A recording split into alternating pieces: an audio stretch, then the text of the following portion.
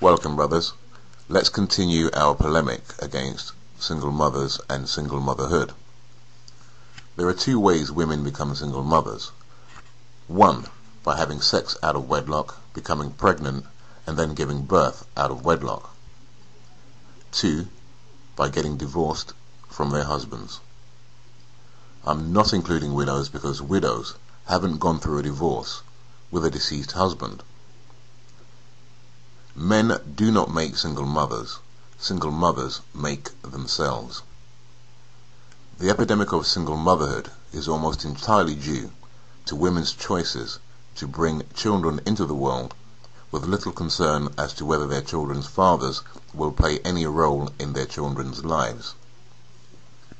If we have a 70% out of wedlock birth rate, it's because women are choosing not to delay childbirth until marriage.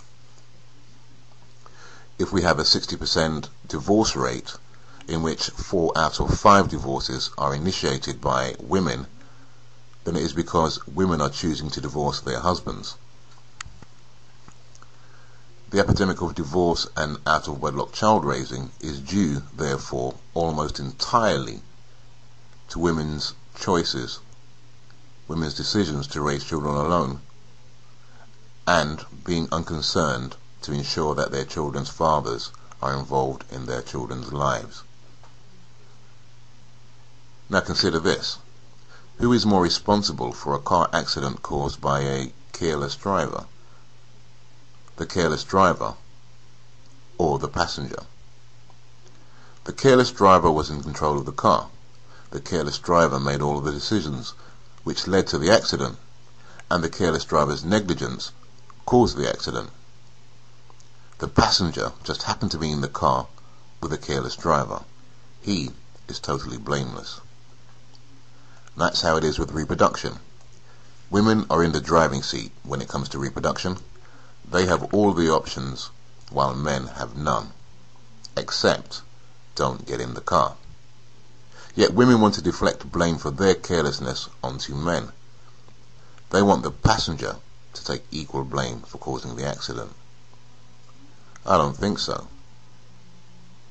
Want more proof? Okay. We've had it drummed into us for the last 30 years in all the media that a child doesn't need a father. And this protest hasn't come from men or fathers. It's come from who? Women. But today in 2008, women want to blame the epidemic of single motherhood on men.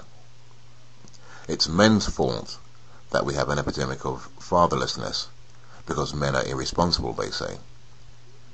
Well, just forget about how fatherhood has been demonized to the point where every father substitute, replacement or alternative is deemed equal or superior in value to biological fathers themselves. Today, we allow everyone to raise children except the man who fathered them. We advocate mentors, coaches, teachers, role models, associations, youth clubs, social workers, foster mothers, lesbian mothers, counsellors, prison wardens, preachers, brothers, uncles, and grandfathers. Everyone except the man who actually helped the woman conceive the child. From him, we only want child support. All of these father substitutes exist to serve what purpose? To undermine fatherhood. Not a single one of them has had even the slightest impact in improving outcomes for the children they're supposed to be helping. How do I know that? Because these are the same people who keep telling us that the problems of fatherlessness has gotten worse. They tell us that children are far more dysfunctional than they ever were. So what's their solution? Their solution is more state funding of their organization.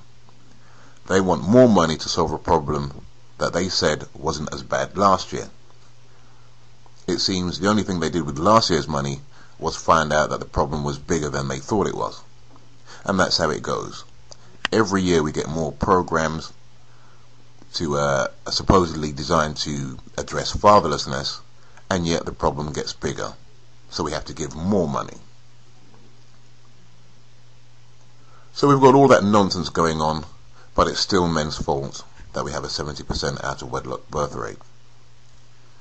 Women say a child doesn't need a father, yet the children of single mums are more likely to be raised in impoverished circumstances compared with children raised with a father and a mother. Single mother advocates respond to that well-documented observation by saying that the only difference is money. They say that the greater household income a father's presence provides is the only thing absent in single mother homes. They're making the case that the state, i.e. the taxpayer, you and me, should increase payments to single mothers to match that in mother and father families. And I say, really, why is that? Why should we do that? You made the choice to exclude a father from your household.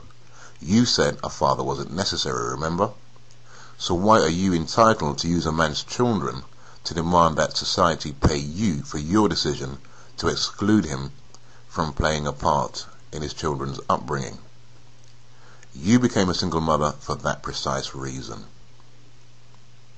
To use a man's children as leverage to extract an unearned income from him or the state.